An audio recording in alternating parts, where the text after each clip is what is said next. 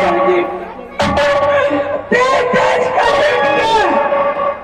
अपन मोहब्बत राजमन लेकिन आई भाई भैयारी ने एन सिंह दिखा दिल की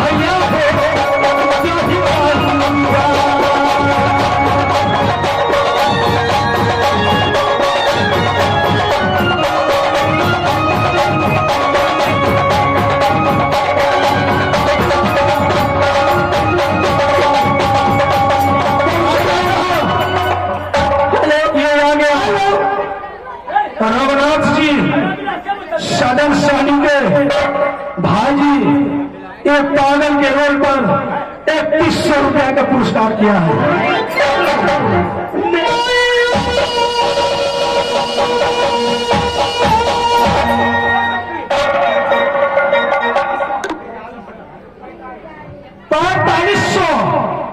पैंतालीस सौ रुपये मिला हमारा है।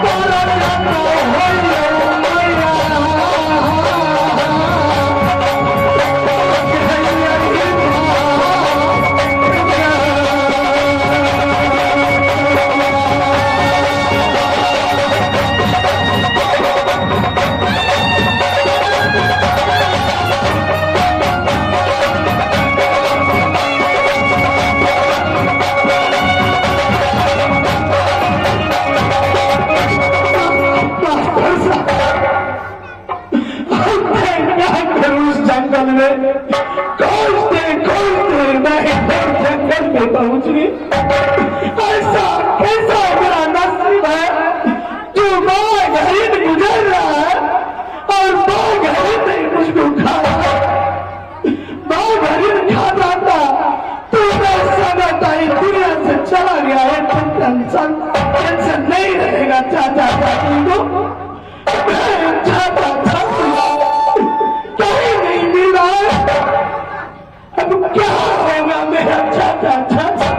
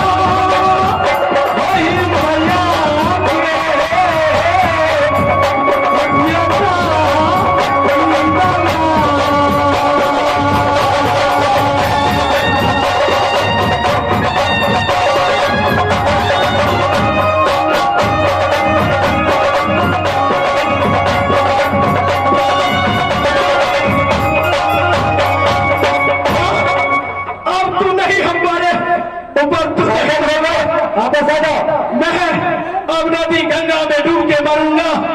अब माँ तू अपना कभी भी शक्ल नहीं दिखाना या न रोकना। इस गंगा जी को पास मैं जा रहा हूँ डूबने के लिए। माँ जा रहा हूँ डूबने के लिए। मैं डूब के मर जाऊंगा। नहीं तो मर गया था।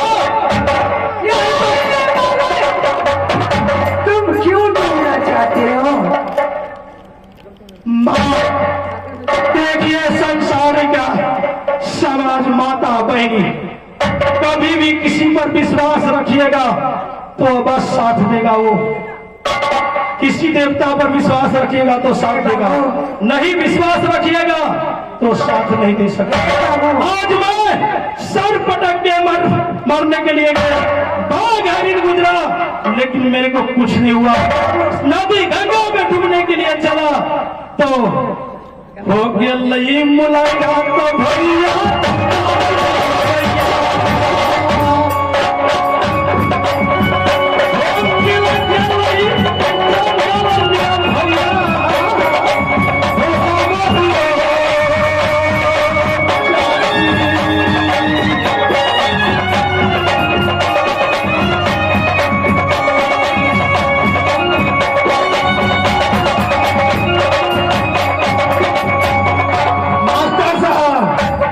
लेकिन ये चाची है या कोई देवमुनि है जो हमारे नदी से बचाया है, मैं पागल चीन नहीं रहा हूँ।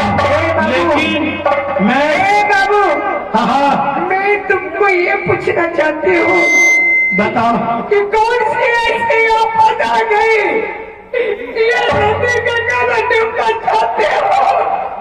बेटा तुम भी किसी का बेटा होगा, किसी का संतान होगा। मैं ये बात जानती हूँ। मेरे लाल किसी को बेटा कहूँगा तो मेरी ये जिंदगी बराबर हो। देखिए मेरे लाल ये बताओ तुम डूबना क्यों चाहती हो और क्या कारण है? मेरा पर्ची पूछ रहे हो? मैं ये पूछना चाहती हूँ। देखिए मेरा घर हुआ नगर मोहब्बा, पिताजी का नाम अमरपति राव, माताजी का नाम रानीश्वरा, चाचा की नाम दादूनंद।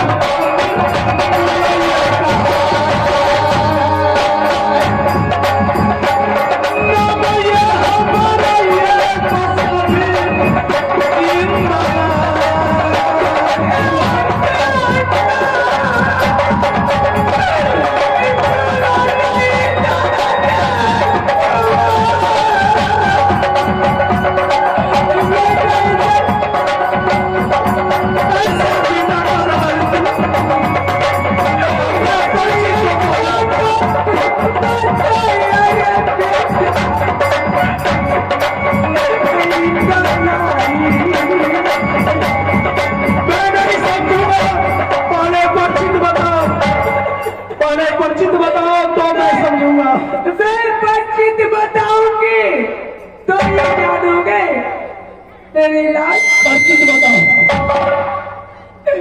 मेरी तैयार करती है कि ना बोले। अच्छा, तेरे पिताजी का नाम राजा बाल सिंह। अच्छा, मेरा नाम है का नाम। दो भाई की भैयारी है। तेरे भाई बड़े का नाम दशरथ सिंह, छोटे का नाम छोटा सिंह। तेरा ही नाम सबको लगा।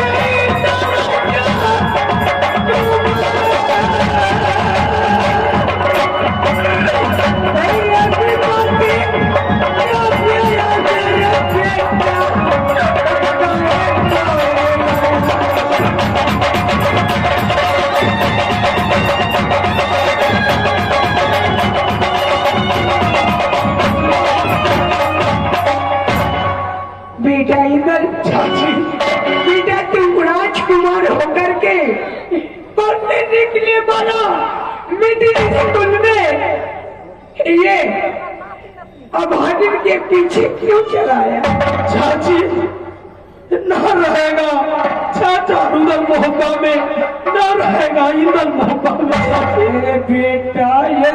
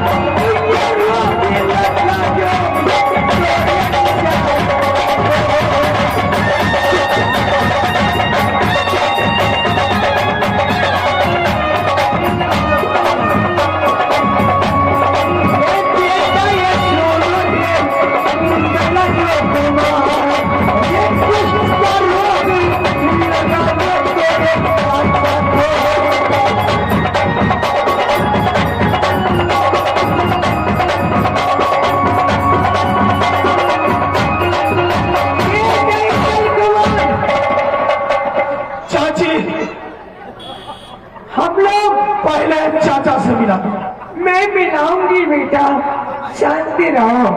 मैं तुम्हारी चाचा से मिलाऊंगी, लेकिन बेटा मेरे दिल की जो दर्द है वो दर्द समझेगा। बताओ बेटा, तुम्हारी मम्मी तुम्हारे चाचा को न जाने किस बात की उसे आंच लगी। ऐसे शराब तुम्हारे चाचा को दिया। अरे कुछ का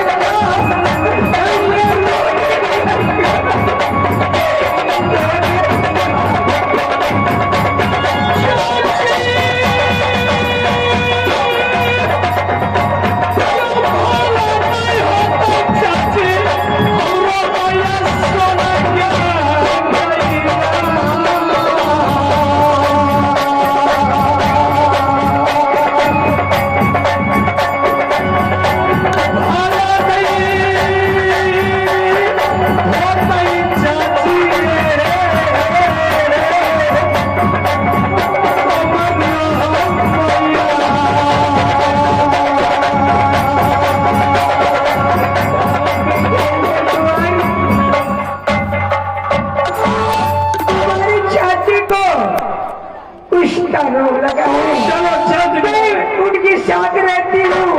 मुझे भी उनकी रोग मुझे संपर्क करना पहला लाल तुम भटकते भटकते आए हो तो वापस चले जाओ अपना। नहीं जाऊंगा।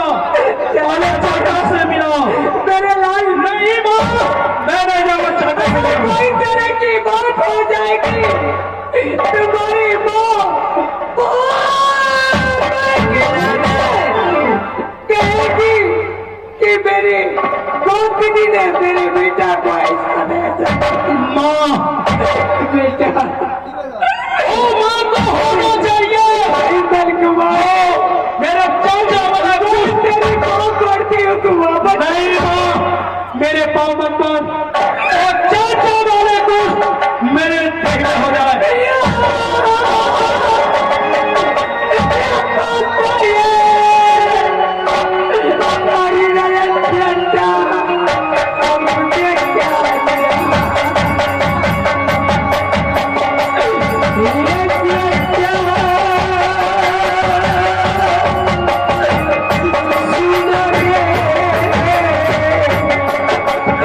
Thank you.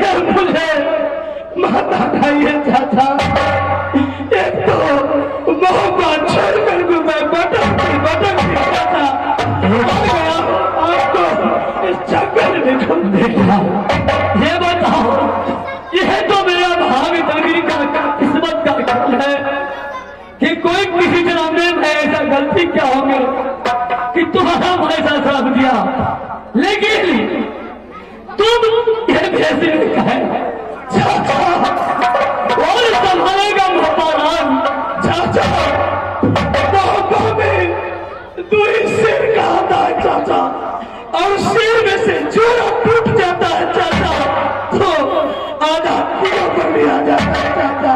बेटा तू हमारे साथ छोड़ लो, जाओ तो हम बात संभालो, नहीं जाओ तेरी बीमारी छूटने वाला नहीं है। नहीं नहीं नहीं, ये बहुत खराब बीमारी है चाचा।